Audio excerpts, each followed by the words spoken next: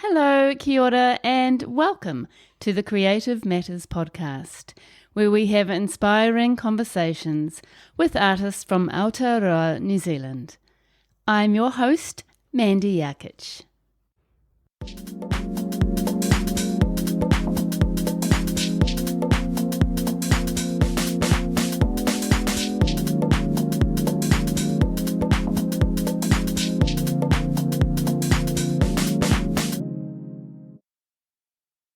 Kia ora, welcome back. This week I'm speaking with Jamie Adamson. Jamie is a sculptor based in East Auckland. He works in a range of materials including rimu, pine, oak, pohutukawa, maple, walnut and steel. The timber pieces utilise steam bending techniques, while the steel works involve meticulous welding to create seamless forms. With a background in boat building, design and business, Jamie now works full-time on his sculptural art practice.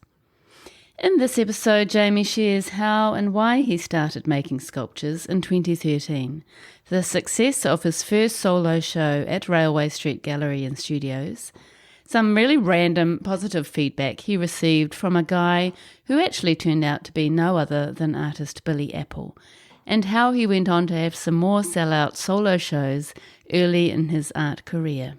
He speaks about how he manages showing his work with 5 galleries across Aotearoa, plus commissions and art shows such as Art in the Park, and why he still likes to exhibit at some of the school art shows.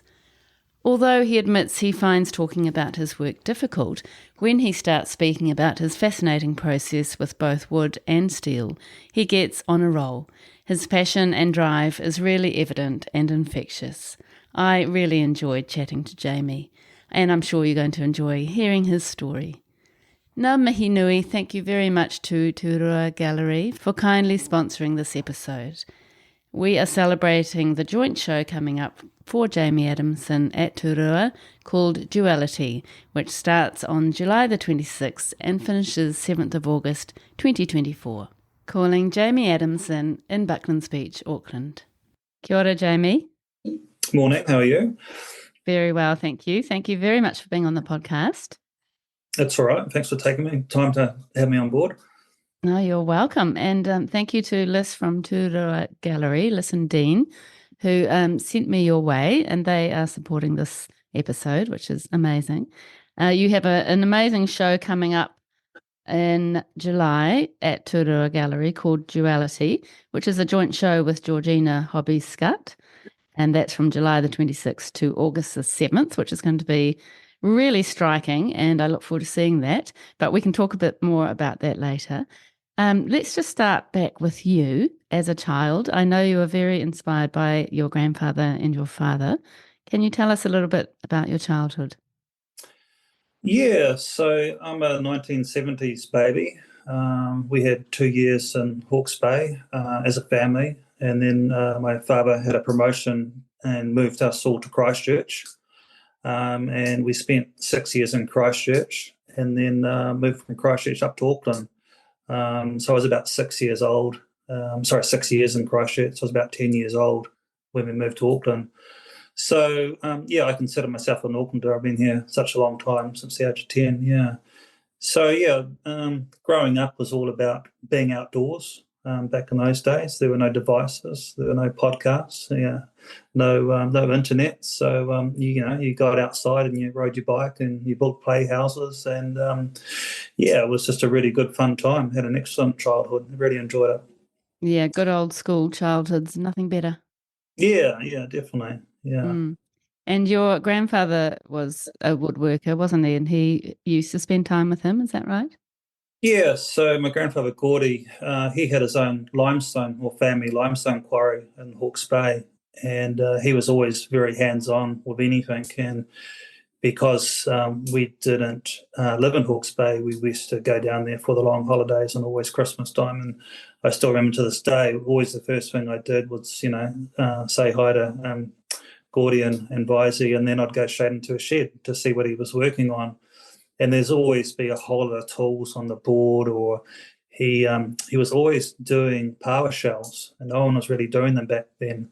Back in the day, he used to get a lot of power shells in the limestone. So he would put all these chemicals onto the lime to get the lime off the power shell and then polish up the power shells, yeah, and then glue a power shell onto something. So it was always intriguing what he was up to. But I always remember it's the first thing I did when we got to their house was go into the shed and see what he's working on next, yeah. Isn't that lovely? And it's something beautiful that your grandfather has given you. Yeah, yeah.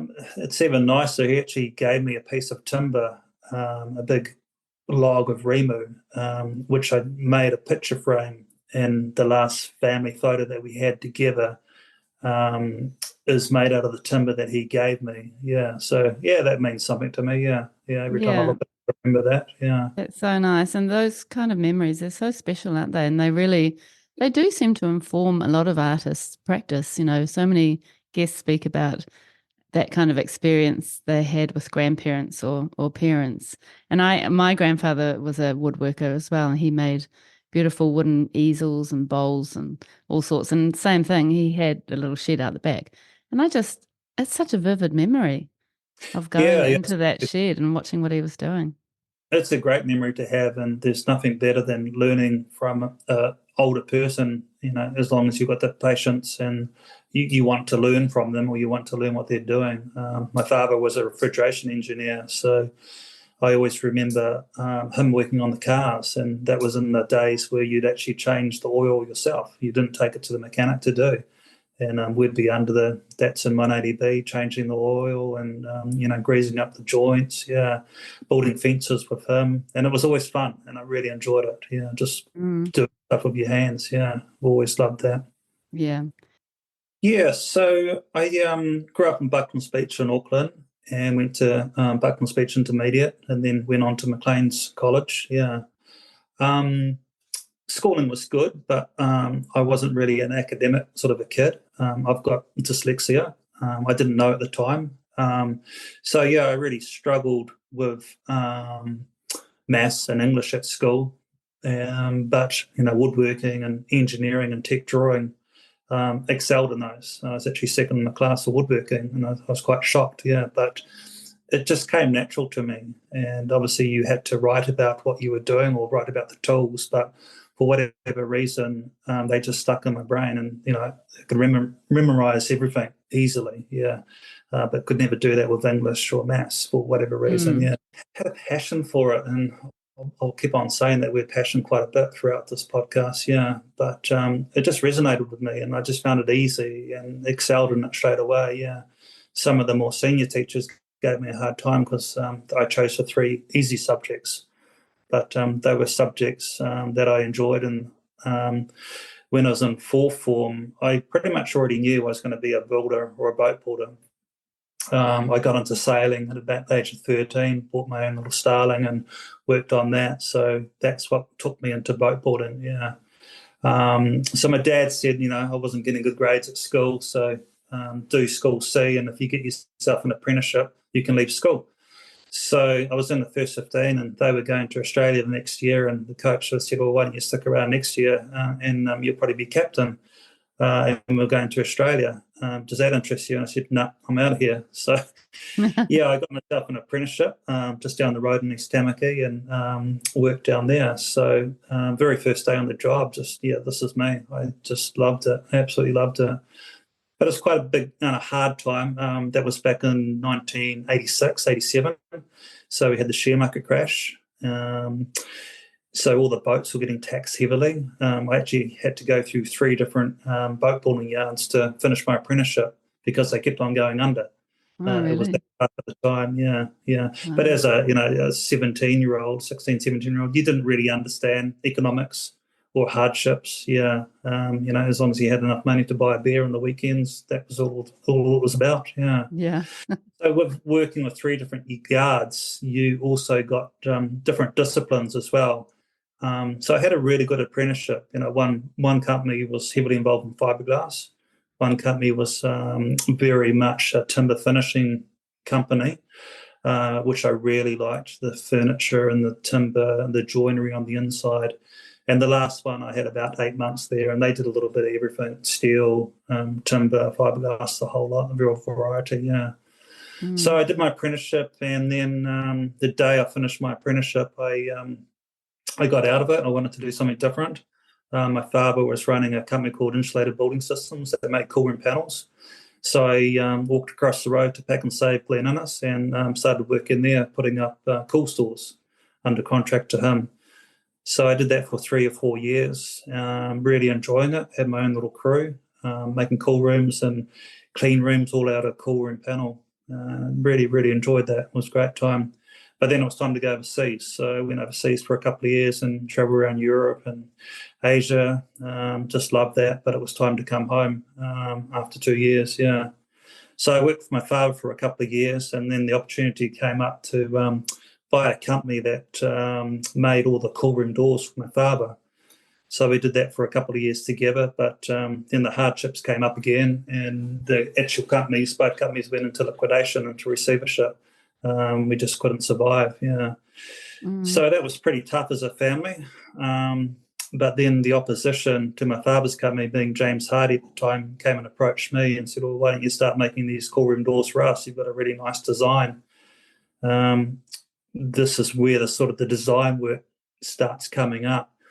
At the time, the cool room doors hadn't been changed in design process for manufacturing for over 20 years. They're really old and archaic, using some galvanized steel, which wasn't really accepted in the industry.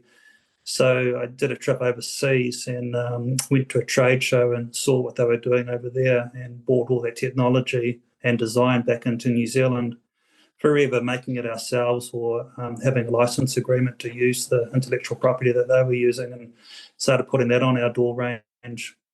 And that's when James Hardy said, hey, you've got something that's really good here. Come and make the doors for us. So, yeah, I went from a liquidated company one day to starting up a brand new company the next day and working on James Hardy's site in Penrose. So that was really the start of my commercial business, and I did that for 20 years. We specialised just in cool room doors, but after the 20 years, we had a full range of commercial doors. And I was pretty heavily involved with the design on most of those products. We had license agreements with some American products that we imported directly and sold them into the New Zealand marketplace. But after 20 years, my passion and my heart just wasn't in it anymore. I was burnt out and I was buggered. So it was time to get into something different. So whenever I was working late at night, I started doing sketches of different furniture that I'd like to make. And over the 20 years I was in business, I was making the furniture at home after hours just to de-stress a little bit from the work environment. And pretty much fitted out the house with furniture in basically every room. And that was just working from a small workshop in the garage. So I had no more furniture to make, so I still wanted to make stuff to de-stress at the end of the day, and still wanted to work with the timber because the office environment was just so numb.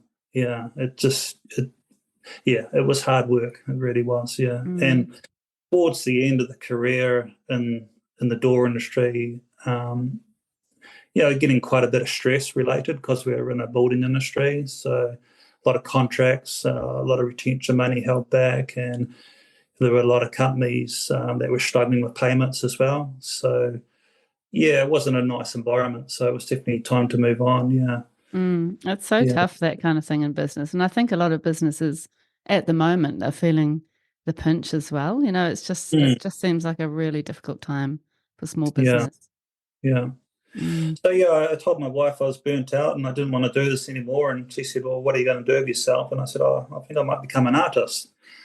And she had seen some of the work I'd done before and obviously the furniture I'd made. And I just said, I'm done. I've had enough. Yeah. So we're in a good financial position that I could actually afford to take a couple of years off and just dabble with art. Yeah.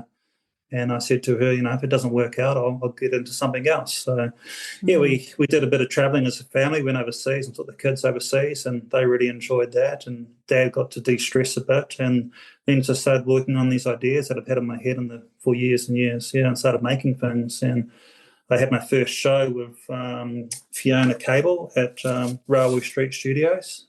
She doesn't own it anymore, but luckily enough, she said yes to my first show. So I went to that, and probably 60% of the pieces sold. Really? Yeah, so I sold the business in 2013, and then just spent a couple of years just playing in the workshop, just making a little bit more furniture. And someone suggested, why don't you try this, which is a piece of curved timber art. So, yeah, I was really pleased with how that looked, and approached Fiona at Railway Street Studios, and she set us up a solo show, which is pretty impressive for my first That's one. amazing. How did you go with that? I mean, how did you choose which gallery to approach, and did you have a big collection of work that you could show them? Or, A that's very actually good, quite a brave move, isn't it? To at yeah, the well, beginning of your making career or your yeah, art career to approach yeah. somebody and to get a solo show. Yeah. So a good friend of mine, she had a master's in fine arts, and she sort of helped me out, and she introduced me to Fiona, and then I showed Fiona what I was up to and what I was doing, and she said, I haven't seen anything like this before. So, and a lot of my work is very different. You don't see it around. Yeah. So yeah, she took us on board for a show, which is pretty impressive, and a big Yeah. ask for Fiona to do that. Yeah, and we still see Fiona now. She's a family friend. Yeah. Um, yeah, and I bumped into a guy who I didn't know, because I don't confess to being an artist, and I don't really know the art industry and how it works, and got talking to him, and he said, this work's incredible. I've never seen anything like this, and I've been all around the world and seen lots of art shows, but this work is very original, very different. I think you're going to go a long way. So the next day I was talking to Fiona, and I said, who was that guy I was talking to? And she said, oh, that was Billy Apple. And Really? I didn't know at the time who he was. Yeah. So Wow. he gave me some good encouragement. Yeah. Yeah, Yeah. that's incredible. How Yeah. amazing. Yeah. Yeah, it was. Yeah. And Nice to especially get that because I do. feedback. Yeah. Yeah, that's right. Yeah. Mm. So that was sort of the start of it. Yeah. I wasn't too sure how the sales were going to go. And then we started doing a few of the school shows after that, King's College and Barradine. And in the first year, you were allowed to put 4 pieces into each show, and both shows sold out my work. Yeah. Wow. So, yeah, it was, it sort of grew from there. Yeah. Yeah, and you got enough sort of affirmation, I guess, at that beginning point to sort of keep you going. And how, I mean, it is amazing, isn't it, that you have created such an original product. How did you come up with the original designs, and what did they look like? Yeah. So, my receptionist at the time, when I had the door business, she put me onto this little program called, what's it called? Pinterest. And me being very green and naive, I'd never heard or seen of Pinterest. Yeah. So she was a painter as well. And she said, I'd, have a look at it and see what you think, and put your details on there. So I spent hours and hours looking at Pinterest and other people's work and graphic designs, movement, and what I could use some of these drawings within my own work. Yeah, make it more 3-dimensional. So that's where it sort of started. Yeah. And I Yeah. did notice your Pinterest page. I had a look at it. It's actually an amazing resource for looking at your work. And I thought it was actually quite interesting and kind of funny that a man of your vintage, using Pinterest is actually quite unusual. No Yeah. offense, but Yeah. it does seem to be mostly females that use it, mostly women. And yeah, you don't often see male artists in particular on Pinterest, not in my experience. So, Yeah. but that was obviously a really good platform for you. Yeah. Well, when you go traveling, you go to different museums and different galleries just to see a whole lot of ideas all at once, is in a small area. But then you go online, you go to Pinterest, and it's like it's all there. Yeah, Everybody's there, and you don't have to get out of your chair. You can stay on the yeah. lounge with the TV and just scroll. Yeah. And Yeah. then, did you go to Instagram at some stage? Yeah, my daughter set me up on Instagram. That's not really my expertise. Yeah, but the kids just do it. It's come second nature to them. Yeah, I Mm. have now taught myself how to post my own photos. So yeah, So, back to those early days at Railway Street Gallery. You obviously came out of that feeling very encouraged. Were you starting to think of yourself as an artist or a craftsman at that stage? No, definitely not. No, it was still just a hobby at that stage, yeah. But I knew I had a whole lot of ideas in my head, and the walls at home were all getting full of art, so I had to move some things on. So as a result of the two school shows, I had two different galleries come and approach me and said, "I will sell your work on our behalf." That was Art by the Sea over in Devonport and Black Door Gallery in Parnell. So there's only been a couple of times I've actually knocked on the door of a gallery. All the other galleries that represent me have come and seen me, yeah. And I'm in a fortunate position now where I actually have to turn them down. I just can't keep up. I've Yeah. got 5 galleries selling my work on my behalf at the moment, so that's enough. Yeah, yeah. I Yeah, that's can't. quite a lot. Yeah, Yeah, and you have commissions as well, so that would keep you very busy, I imagine. And yeah. that I guess that's the good thing about the school shows is that you can be seen by galleries. It's a good way to get your work out. Yeah, definitely. And the gallery owners are still walking through them. Yeah, and there's a good variety. Lots of new artists coming through at those school shows as well. Because it is hard work getting into galleries, especially if you're a new artist. Yeah, Mm. um, I'm just very fortunate. My work is so different, and New Zealand isn't really represented that strongly with sculptural artists. Yeah, a hell of a lot of good painters around, and it must be hard to differentiate yourself from other painters. Yeah. So you're basically working hard to keep those 5 galleries stocked, and then you have commissions as well. Yeah, working very hard. This is actually quite a busy year because we have the Eden Park show coming up as well, and the other show at Black Door towards the end of the year, and there's the school shows as well. So Kings is coming up in Barradine and Mount Grabber. Yeah, Oh sorry, the wow. King one's actually been cancelled this year. Oh, has I'm it? not sure what happened there. I think there was a double booking on the school hall, so they couldn't get the hall. Oh no. Yeah, yeah. Yeah, so you still like to do the school shows? I do because they sell well, but it's good for all three parties. The parents that are purchasing the art, and then the school gets a donation from that, and then you as the artist get another money coming in as well. So yeah, I think it's good for all three parties. Yeah, Mm, yeah. and those particular schools, those three, have a really good variety. They're real high level. Yeah, there has been school shows in the past where I've been to, and it's the quality of the work there's not very good, so I don't choose to go to those shows anymore. Yeah, Mm, but yeah. the three main ones are excellent shows. Well, you must be keeping very busy. So let's just dive really deeply into your actual art practice. Could you maybe, in your own words, describe your wooden sculptures? Yeah, this is a difficult one. I've listened to a few of your podcasts over the last couple of days, and the way people describe their work is amazing. The depth that they go into and how they talk about it and the passion behind it is just amazing. Yeah. So I'm a very passionate person. If I'm going to do something, I'm going to do it 100% right. I've always been that way. There's no point in doing it half-assed because someone else will just come along and do it better than you. So that's not me. If I'm going to do it, I do it good. So describing the art, because I don't come from an art background, I'm not qualified as an artist. I've never had any training as an artist. Is difficult. Yeah, yeah. Um, I've said it to you before, and Melissa's heard this before. I just like making shit. That's basically what it is. Yeah.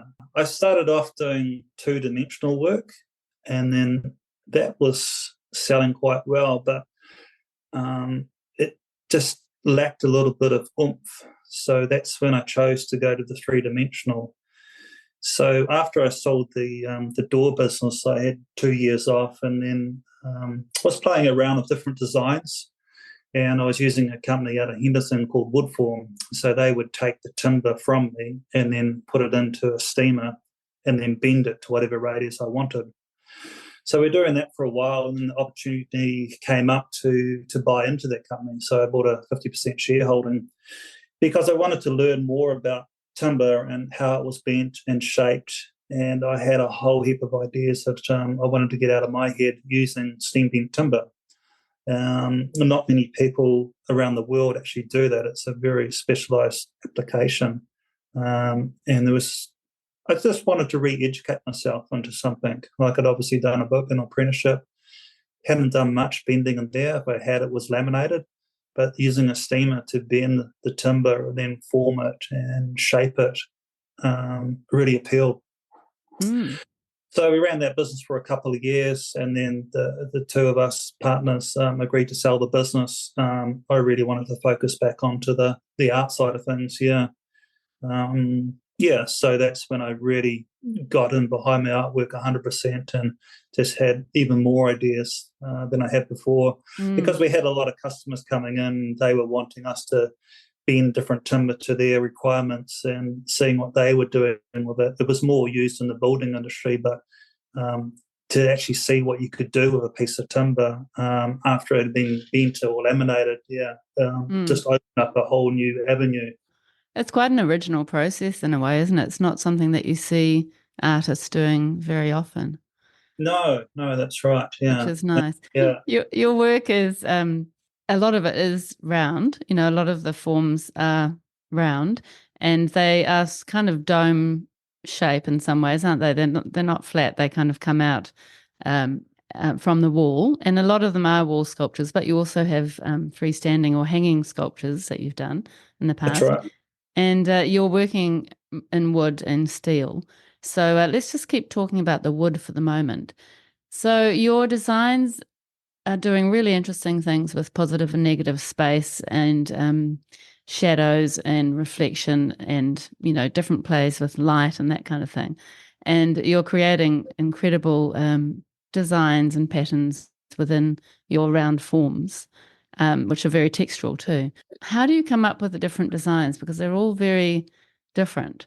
Yeah, so depending on which particular design I'm working on, usually I'm making over a mold because even though the timber is steam bent, you still have to have a mold or a jig to hold the timber while you're gluing it all together. So on that mold, I can map out a basic outline of the works that I'm trying to achieve. So you get to see it in masking tape, and then you're gluing and laminating over the top of the masking tape. So it's a two-step process, but you actually get to see the pretty close to the finished result before we actually make it. That's And a good idea. you can move things around. I suppose it's a little bit like a painter doing a pencil sketch first. Yeah, that works Yeah. well. Do you do any drawing or any computer work before you get to the tape? I'm a hopeless drawer. I cannot draw to save myself. Yeah, but technical drawing, yeah, no problems at all. And I can use CAD. So I have done CAD drawings before just to get a really confirmed, precise angles and measurements. If I'm doing something that's really precise, yeah. You'd But a need lot of to. the wood, a lot of the wood stuff is just forming and shaping over the mold. Yeah. And is it are you doing a lot of measuring over the mold, or is that, I mean, it does seem to be very sort of precise and mathematical. Um, Very precise, yeah, definitely. There's a lot of shaping with the sander, yeah, and they are very labour intensive art pieces to make, but that's okay. I was talking to my daughter last week, and she was having a difficult time because she spent 2 days doing one job. And I said to her, I used to spend months and months sanding boats, and that's all you did was paint and sand, paint and sand. So I think it's been hammered into me from a very early age is, if you want that fine finish or if you want something to look different, you've got to put the hours and the process into it. Yeah. Yeah, and boat builders are notorious for being so good at getting the perfect finish.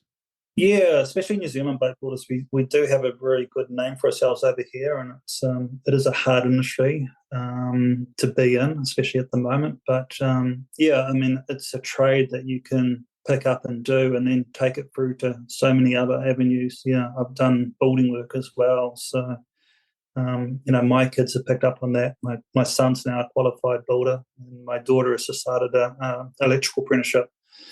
So I'd like to think I've got a little bit of input on that, but Yeah, they I'm can sure you both be have. doing in the garage, and they have Yeah. both for furniture or art, so they can put it in their own houses. Yeah, so That's that's a nice lovely. thing. Yeah, Yeah. yeah. And your different shapes, Some of them have got quite a lot of spaces in between, and they are using really quite sort of thin strips of wood sometimes, and then other times it's completely covered, and you're creating pattern by just the way you're placing the wood or the way you're cutting the wood. Can you tell us about the ones that don't have any gaps and how you make those?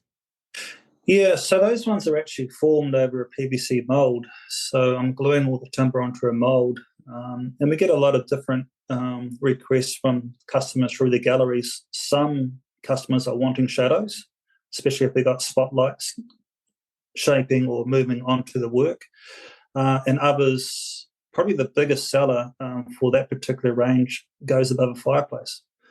Yeah, so they've got a feature wall there. Usually it's some schist or a rock or a timber, and they just want something above the fireplace. Yeah, so they Mm, don't shadows coming through to the light. Yeah, yeah, so that's when we go beautiful. to the other ones. Yeah, and they look really amazing down in Queenstown on a schist wall. Just incredible. Those really pop out. Yeah, Yeah, it yeah. really Once you suits that kind of thing, doesn't it? yeah, it does. Yeah, we did those as a two-dimensional shape, and then it was there, but it wasn't quite there. It just needed a bit of pop, a bit of depth, and that's when I chose to make those three-dimensional as well. And yeah, it was definitely the right choice to do. Yeah, Yeah, they're beautiful. So, how do you actually manage all those tiny strips of wood? lots of cutting and lots of sanding on the saw. Um, as you can see, a lot of that is cedar. There was a New Zealand company, New Zealand Cedar Blinds, that went into receivership about 4 years ago.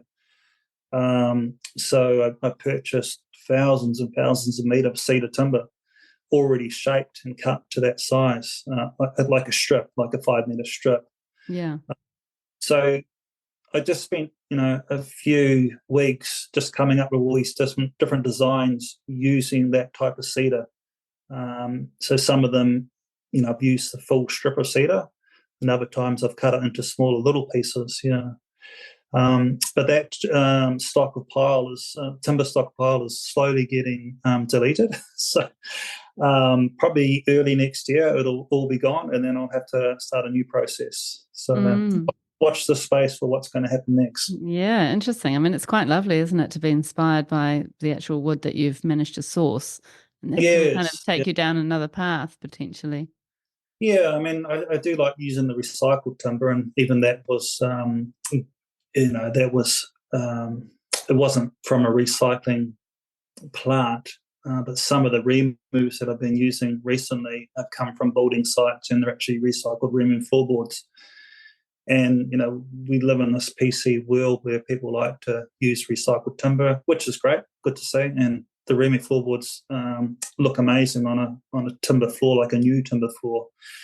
And because it's rimu and it's being recycled, people like that secondhand look about it as well. Yeah. And you can fill in the gaps with a black paint or make it look really smart. Yeah, yeah. Mm. So that has a lot of buy-in as well.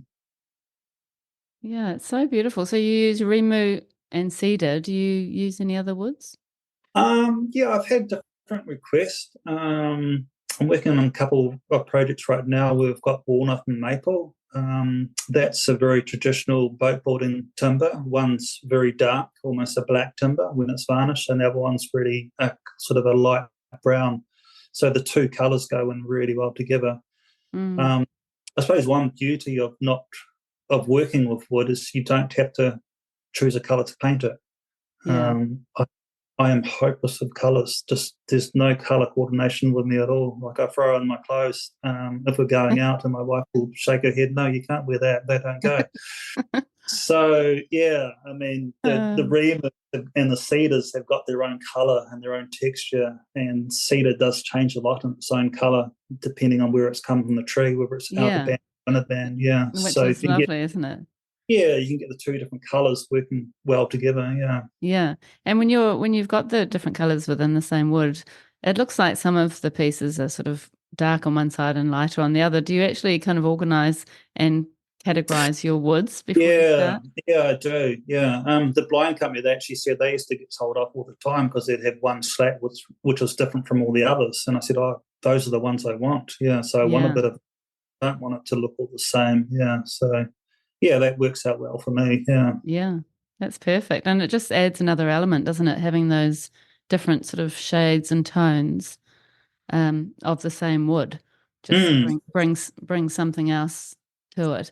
And then sometimes you've got like the one of your pieces that's got lots of tiny little pieces coming into the center, and so it's quite jaggedy in the center with a hole, and very perfect around the outside. And they are really quite different. I mean, it almost looks like is it marquetry or is Marquetry is when you're it putting marquetry? two pieces of timber together to form a flat surface. Yeah.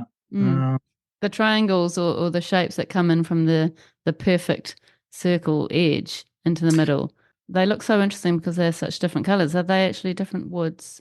no, that's all cedar. Yeah. So Yeah, I've used different grades of cedar within that piece. Yeah. that's really beautiful. Yeah. And how do you actually cut that so precisely? Do you ever use laser or CNC for cutting? No, not for that sort of work. Only really use the CNC for the design side of it. Yeah. So once again, that timber has been steam bent to a required radius, and then you basically get the timber back after it's been steam bent and cut it to whatever required shape that you want, and then put it on the sander and sand the edges. Yeah. Wow. It's like anything. It looks like it takes a long time, and it does, but the more times you do it, you become quicker at it, and Mm, there is a process involved in it that you get quicker at each time. Yeah, yeah, yeah. Do you have to varnish at the end once you've sanded? yeah. So um, I get that done professionally. Yeah. So the timber is double sealed on both sides, and then a clear coat put over the top of it. And it's I don't like working with those chemicals myself anymore. It's a pretty harsh environment, so I get it professionally done in a proper spray proof, and that way you don't get any dust in the varnish. Yeah, That's a good I idea. consider that a profession in itself. Yeah, so yeah, there's a guy over in Henderson I use, and I've been using him ever since I started up. Yeah, yeah, Mm, so it works out really well. yeah. Oh, they're incredibly beautiful. And as you said, so unique. I mean, the only other person that I think of is David Trowbridge. It's not the same, but he was quite groundbreaking in the way he used wood or balsa wood or whatever he uses. David's designs are so unique, and they're amazing. They really are. I don't think people appreciate how hard that is to do, because they are three dimensional light shapes as well, and the curvature that he's creating out of a flat piece of plywood is just incredible. Yeah, they're very complex. Yeah, and New Mm, Zealand's too small a marketplace to have that. Someone else trying to do the same thing. Yeah, everyone would always consider it David Trowbridge, so we chose not to go down that avenue. Yeah, when we had wood form, we were actually doing quite a lot of steam bending for David. He was making some of his own furniture at the time, so I didn't get to meet him, but I heard people talk about him very highly in regard. Yeah. yeah, he's pretty incredible. But as are you. Would you ever, I mean, obviously you're not going to sort of tread on David's toes, but would you ever, or could you see yourself adding light in some way to your work? I do get asked for that a lot, and I've got an American commission on the American customer, and he's wanting to put an LED light on the back face of my work. Yeah, so we're playing around with ideas at the moment on how to do that. Yeah, it definitely won't look like anything like David Trowbridge. It's going to be mounted onto the wall, Mm. uh, so it's in the design stage at this at this moment. Yeah, Mm. I can yeah, really imagine it, even like a bead of LED strip around around the the outside outside. circle. Yeah, yeah. Yeah, that would be quite striking. And then that would just add to the reflection and shadowing. That could be a great father-daughter project once my daughter's qualified. Yeah, Yeah, exactly. Perfect. Or even, some form of light box concept. yeah. I have seen different designs. There's a shop down in Queenstown that sells one-off PVC light boxes, and they're quite different. Yeah, quite unique. Mm. Um, Not really my thing, but I'm open to suggestions. Yeah. Yeah. Can we just go back to a couple of projects in particular that are a little bit different to the rounded dome shapes? And that is the sound waves um, sculpture and also the Timber City sculpture. They're both quite interesting and quite different. Can you tell us about those? Yeah, I had a friend who commissioned me to make the city sculpture. He already had in the back of his mind what he wanted. Um, and yeah, I could see that working. So it's made on a piece of curved rimu timber. And in my eyes, the curved timber represented the Auckland Harbour Bridge. And then we had all the commercial buildings on the top of that in the middle, and then it sort of grew down to a smaller scale on the outside. Yeah, so it was quite a tricky one to make because each building made out of wood is a different shape. So it just involved a whole lot of hours of sanding and cutting on the jigsaw to achieve different shapes. Yeah. But it's quite fun to make as well because you had a little bit of a sketch in your head of what you wanted to make the next building. So I was doing about 4 or 5 buildings a day. So it sort of felt like I was being an architect in a real short period of time. Yeah. Yeah, And that would have been there great. was a couple that were based on similar skyscrapers around the world. One World Trade Center in New York was one of them. Yeah. The Oh, that would have been people great. said, which is the Sky City? And I said, it doesn't represent Auckland. It's just buildings. Yeah. Yeah. Yeah. So that was a fun one to make. Yeah. That was really effective. And the sound waves one, I guess that's something to do with the Christchurch earthquake. Yeah. So the first one I did was actually Christchurch earthquake. And it was we went to, I can't remember the name of the company now, that actually produces the sound waves of the earthquake. And they gave me a PDF file. So I took that PDF file to a printer and had it printed out 1.8 meters long, and then made it in steel and sold it to a company down in Nelson. It went into their private beach house or batch in Nelson. Yeah. Wow. Um, yeah, so they had a connection with Christchurch. I didn't get to find out what, but they were just blown away by that. Yeah. Yeah. And then as a result of that one, people said it sort of looks like a music sound wave, and that dawned on me that, yeah, I could do something else with that. So we downloaded some different music sound waves, and depending on the beat, you either get a real up and down movement with the wave, or you get a very flat one. So sometimes some of the songs I wanted to reproduce were very flat, so that wasn't working. So then for the whole song, so then we went to just the chorus, and that would have more movement in it. Yeah, and different singers had different songs. Yeah, I just finished one a couple of weeks ago, and I've got it hanging at home. Stairway to Heaven. Wow. And yeah, that's one of my favorite songs, and it's got a huge amount of movement in it. It looks really good. Yeah. And I've had other customers who have requested a song, and I've shown them the sound wave on a piece of paper, and I said, it just looks really flat. It doesn't have enough beat in it to make it go up and down. One customer, we did it, their child's heartbeat. Yeah. So that was quite Wow. a do as well. Yeah. Yeah, that's lovely. I love that idea. Just a little bit of a departure from your usual, but obviously you have that creative mind and that openness to creating and coming up with new ideas. There's a kiddo right outside my window sitting Oh, on cool. Yeah. Nico. Yeah, a little Yeah. one actually, must be a baby. Anyway, sorry, I digress. That's all right. So yeah, you're obviously quite open to when sort of something comes up that inspires you. You quite often respond. Yeah, pretty much. Like obviously, you're seeing different designs on Pinterest and Instagram that are two-dimensional, or a drawing or a sketch or even a company logo. And hey, I really like that design. Let's make that more three-dimensional or put a curve into it and get it to pop.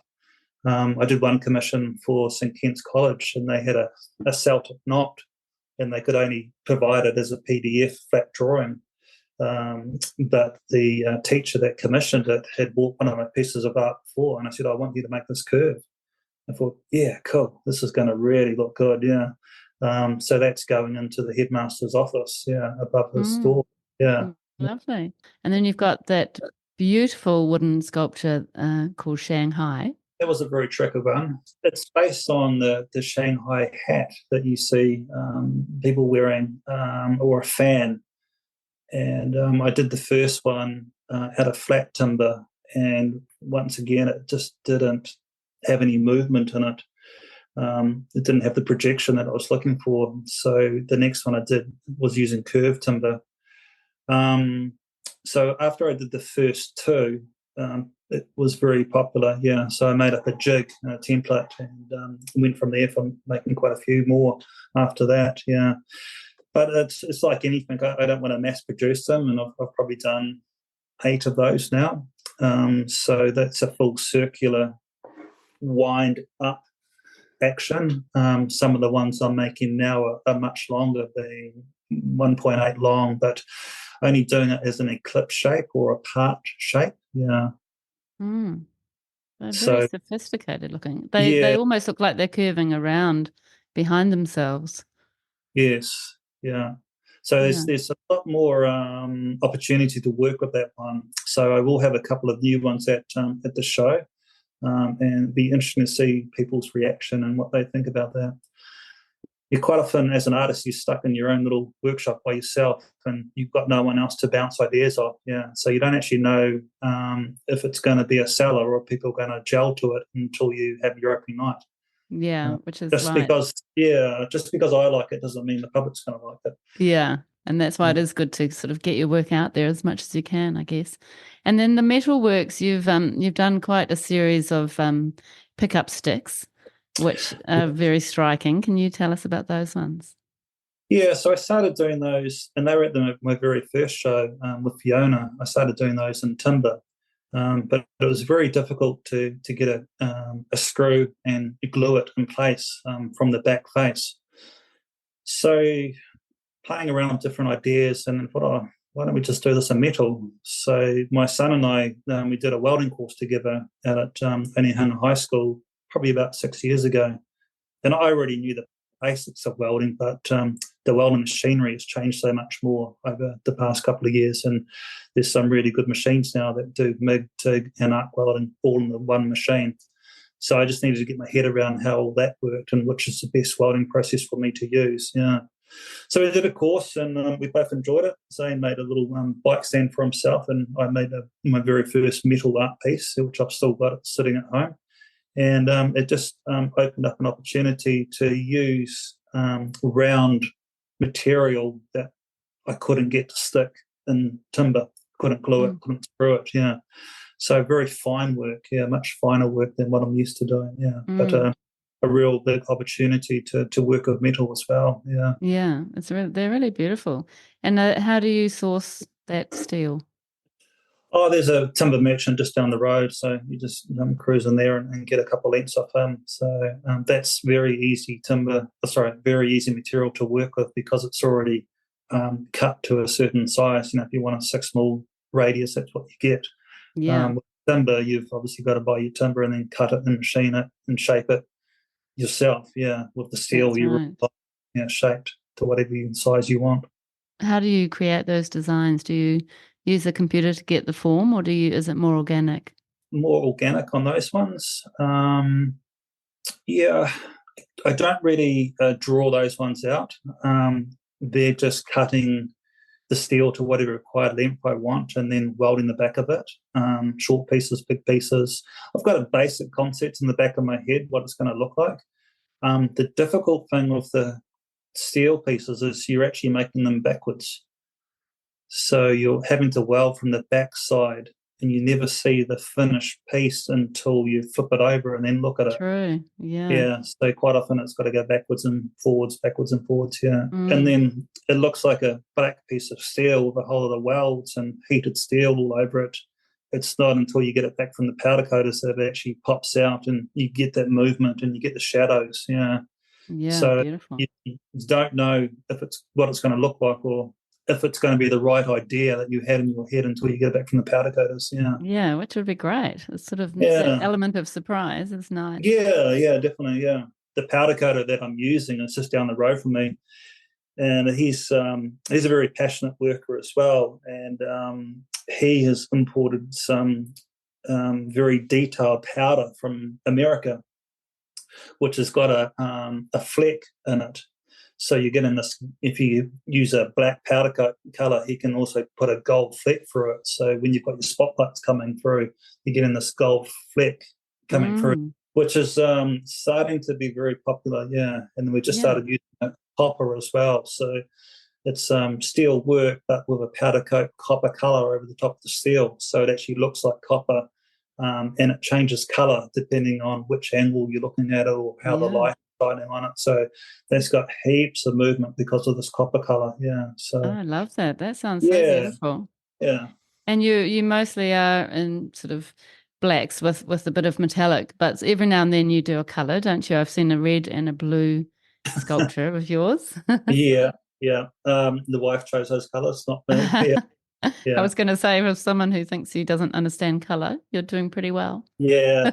Black always looks good on a white wall. You can't go wrong with that look. If it's a black steel on a white wall, a decent spotlight coming down, and just get some amazing shadow play using the black pieces. Yeah. It would be interesting though to have different coloured sticks to sort of really mimic the pickup sticks idea. That is where it originated. Is from the old game pickup sticks. Yeah. Mike, who owns Up by the Sea, was trying to get me to create one using all the different colours. But how that one is made is actually make it as one piece, and the painter couldn't paint them individually. Yeah. And it would be too much of a job to paint it by hand. So, but I actually like them. I do like them black or metallic. I think that's quite a signature look for you. The sort of black and natural kind of colours, you know. Yeah.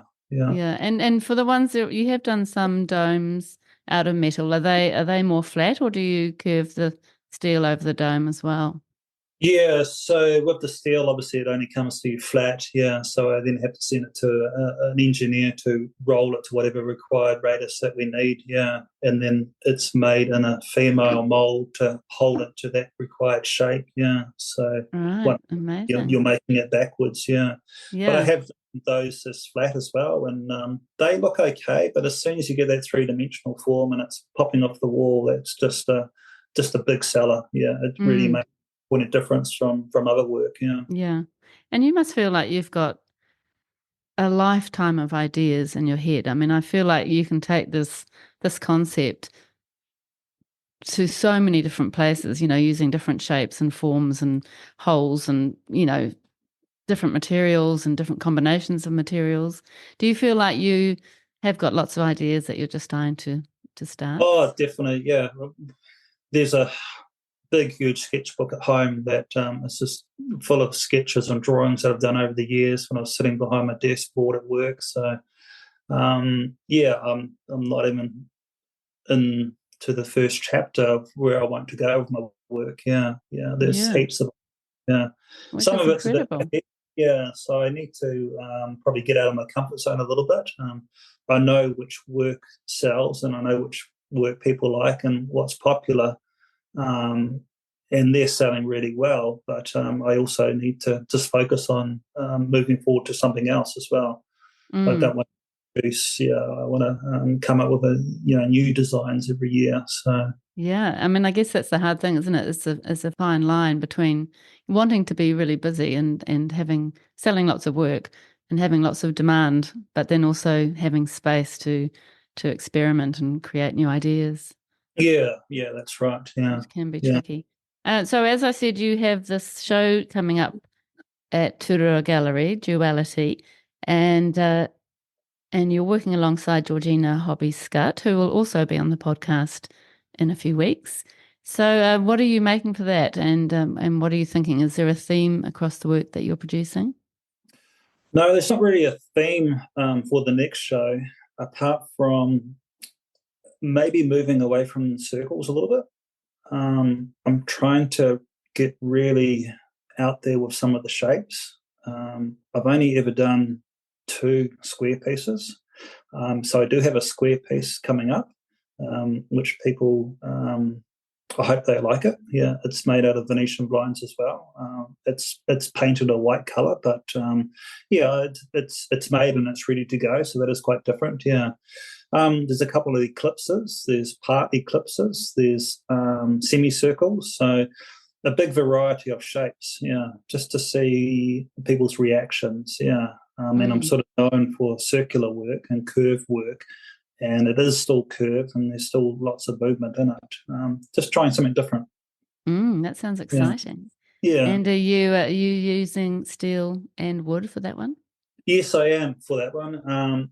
Yeah, it's probably a real big variety of all my work put together, and it's nice to see people's reactions on the opening night, which is the most popular.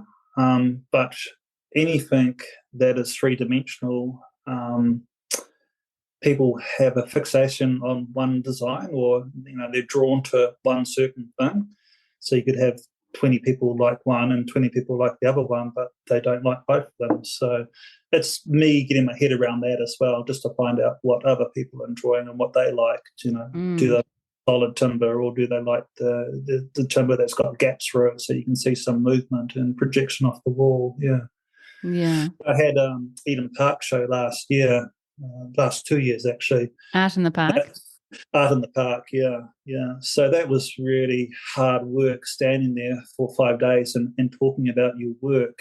But it got you in front of potential customers and feedback from them. Yeah, it was really pleasing when you'd have people walk past and they'd stop and they'd stare at your work for a couple of minutes, and then you'd go over and do the big sales pitch, and they don't always buy, which is fine, but it's really nice to get someone's. I'm trying to create an attachment to the work, Mm. or a buy-in, or a wow, how did he do that? And we get a lot of the dads would look at it and ask that question, how did you do that? And then the wives would say, I really like this piece, this would look great on our wall. So yeah, it's just nice to hear a bit of feedback, because when you're selling through the galleries, you don't really get to talk to the customers very often and find out why they bought it, or why they like it, and why were they drawn to it. So yeah, they're hard work, but yeah, you do get a lot of satisfaction out of it. And Yeah. meeting the other artists at the show as well was quite pleasing. You think you're a little bit of a weirdo sitting in a studio making stuff all by yourself, and you have a cup of tea by yourself, and you've got no one else to talk to apart from the dog. So it gets a bit mundane at times. Yeah, so it's good to have that feedback, and they say exactly the same things. Yeah, Yeah. it's hard work at times. Yeah, but we all love it, and I think that's probably the biggest thing is you talk to other artists and the other people that I've listened to in your podcasts. They're very, very passionate about their work, and it's just so impressive to hear that. I love people that have got that passion and drive and desire to say, stuff the 9 to 5 job. I'm going to do something that's different because I enjoy it. This is what I want to do. Yeah. Yeah. You're living your dream, as they say. Yeah. Yeah. Yeah. And it's lovely to be part of that sort of artist community and getting to know other artists who are so, as you say, like-minded. But then nothing better than meeting your audience. Yes. Yeah. Very much so. Mm. All right. Well, that's been so interesting hearing all about your amazing practice, Jamie. Thank you so much. My husband is an ex-boat builder like you, and has dreams of doing what you're doing, really. So I need to play him this podcast episode and inspire him Yeah. to get moving, because he's got great ideas and lots of talent with lots of different materials. It's just a matter of him allowing himself to have Right. time to actually do it, prioritizing, I guess. Yes. Yeah. Yeah. One day, hopefully. Watch this space. And we've also done lots of work together with his skills and mine. So that's another dream of ours, to get some sort of sculptural work happening at some stage. But yeah, it is a time thing, isn't it? Yeah. Yeah. Definitely.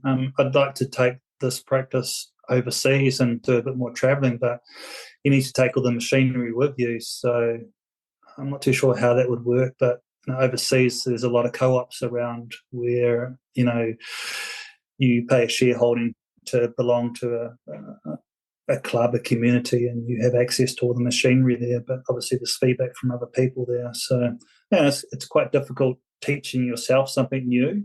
But I really enjoy learning from others as well. So, those co-ops would be interesting to go to, yeah. Yeah. But little old New Zealand just doesn't quite have that yet. Obviously, there's painting shows with Matthew Brown and art schools like that. But for the sculptural work, there's not a hell of a lot out there. Yeah. Are you Yeah. are you interested in putting your work, like doing sort of more public sculpture or sort of big, large scale works for things like Sculptor on Shore and other sculpture shows? Yeah, I mean, that would be a dream come true. Yeah, I'd love to do that sort of work. But with the metal work, it's big machinery, and I don't have access to that. And I could get someone else to roll it for me or to shape it for me, but then I'm not working with it. It doesn't feel like mine. It's just handing someone over a sketch and say, "Hey, can you make this for me?" And I've done a sketch, but no input into the work. So that's not really me. Yeah. But watch this space. There might be some new machinery popping up. Yeah, I'm sure that that's something that you'll end up doing. Your work does lend itself so well to that kind of thing. Yeah, it'd be really exciting to see where you take it. Yeah, definitely. Yeah, yeah. So let's get on to the questions. What do you find is the most challenging aspect of being an artist? Um, probably the time.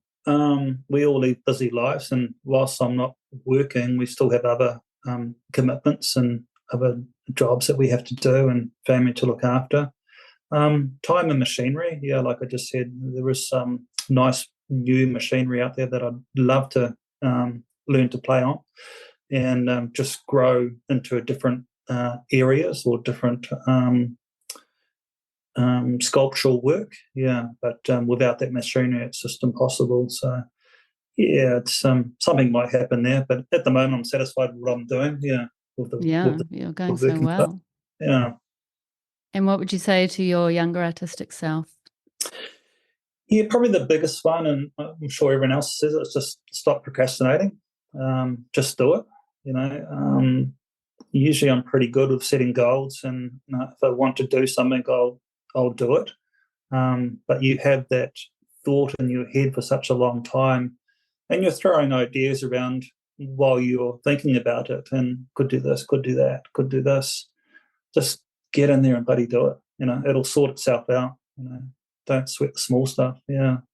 So that's one of them. Yeah, and probably just trust myself a little bit more on the gut. Trust your gut on the shapes and the forms that you're experimenting with. Yeah. Just learn from your mistakes. Yeah. I don't tend to. I hate making mistakes. Yeah, and I probably am a little bit reserved where I've just got to learn a bit more from my mistakes. Yeah, I mean, I just hate throwing timber or steel works in the bin because they haven't quite worked out. So I need to take a bit more of a risk on some of my work, I think, to really push the boundaries. Yeah. So I'm still working in a safe zone. Yeah. I'm sure that you'll end up doing that, just, taking yourself out of that comfort zone. Yeah, it's probably more make it for myself and not for others. Yeah. Not that I worked other people's designs, but if I like it, generally other people are liking it as well. So just trust myself a little bit more. Mm. You've obviously got a good eye, and you know what people love, and what you love. And I think that comes from the boat boarding. You look at something visually, and it's got to have a nice curve to it. It's got to have a nice shape. It's got to have a nice form, and you get that with boat boarding all the time. And my first boss was a guy by the name of Craig Looms, who's now worked on to become a naval architect. So he's not actually building anything, but some of the shapes and the forms that he's creating within boats, it's just incredible. Yeah, so I've known Craig for a long time now, over 30 years. Yeah, and there'll be a boat that'll go past me when I'm out fishing, and I say, oh, that's one of Craig's boats, and I can just tell by the lines on it. Yeah, he just has this visual space when he's creating something or drawing something. Yeah, it's just got movement in it. So quite impressive. Which is very similar. I mean, your works, it's not that they feel nautical, but they do have a lot of references to boats, just with all the curving lines, I guess. Yeah.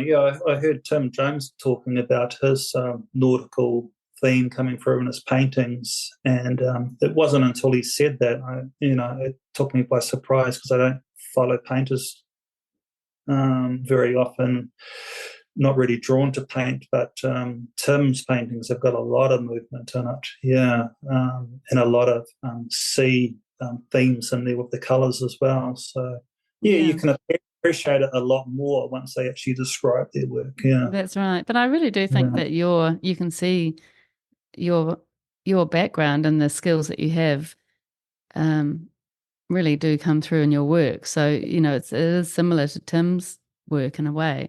In fact, it would be a lovely joint show, wouldn't it? He's got a place down in Pauanui where his parents have, so I actually see him quite a bit, but I've never actually ventured over to talk to him. So at the moment, I just look on Instagram, So one day we'll meet up. Yeah, your work would really complement each other. Yeah. Yeah. And what artists or craftsmen inspire you? Yeah, so quite a few. Obviously, the wife and I went to New York about 2 years ago, and just walking around the different galleries there, and they've just got such a huge range of artists, And New York, it's not, there's not much painting around New York. It's more three-dimensional paintings and sculpture. So I was just blown away. I spent 2 days just walking the galleries, and I could easily go back tomorrow and do it all over again, But the typical America or New York, big prices as well. Talking $500,000 install prices, So there was one guy there called Leonardo Drew, who just makes the most incredible collages out of scrap material, plywood and timber. There's videos of him online. He will go into a building site and just pull materials off site and then take it back to his workshop and then glue it all together. And we're talking about 30-metre sculptures in a gallery, and they're all pinned onto the wall. They just look like an explosion. Just the movement and how he has this idea in his head just blew me away. And I happened to be in New York at the time of his one of his shows, and just out of surprise walked into this gallery, and it's just like, this is just incredible. Like, how do you do this? But the obviously the marketplace over there is just massive as well. So very impressive. It's a different world. It's a different art world. And then I really like Louise McRae, some of her work that she sells here in New Zealand. She has a similar sort of design to mine. Timber, three-dimensional. Obviously she paints a lot of hers. I just let the timber colours do the talking for me. So I really like her work. And are you just speaking of New York? Could you ever imagine getting your work in galleries out of New Zealand? And is that something that you're hoping for? So I actually do have quite a few pieces already over in America, a couple in Germany and Hawaii. So they've all come through Facebook, and one was from Instagram. So, Australia would be safe, going to Australia first, To start with, Yeah, even going to art fairs in different places. I feel like your work, people would instantly connect with it wherever they are in the world. Yeah, the people that I sold to, they were all private commissions, so you got to talk to them directly about it. And the biggest thing that kept on coming up was, they were art collectors, and they said, "Oh, there's nothing like this overseas. We don't have this design in America." And they were really blown away by the complexity of making it, and the shop as well. So, watch this space. We'll see what happens. Yeah, I feel like there's heaps of potential there for you. Could be. We'll see. Yeah, we'll see. And lastly, why do you make the kind of work you make? It's just the satisfaction of working with your hands. And, after 2 days of being in the workshop, you can hang something up on the wall and say, "Hey, I made that, and it looks bloody good." And I'm really pleased with it. Probably the biggest satisfaction is when you've got that design in your head and it's been floating around there for, 3 or 4 months. And then you get the opportunity and the time to put it together in the workshop, and then you hang it on the wall and go, "Shit, that looks good. That's exactly what I had in my mind." And then the satisfaction of seeing it hanging in someone else's lounge or someone else's room, wherever they want to put it, and just the feedback from customers, just because it's you're happy with your own work, but getting people that are coming up and making such positive, polite comments on your work, that's a real big inspiration. Very pleasing. Imagine. Yeah. Oh, it's so lovely that you found your practice that was always there by the sounds of it, and that you've really been able to tap into it, and that you're bringing such beautiful work to the world.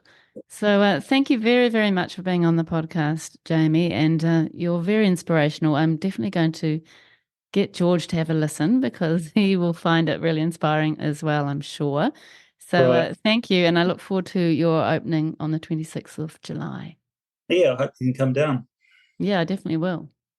Thanks for taking the time out doing this podcast. And like I said before, I've listened to 3 different ones now. And it's great to hear people's stories. And there is a like-mindedness there with artists. Yeah.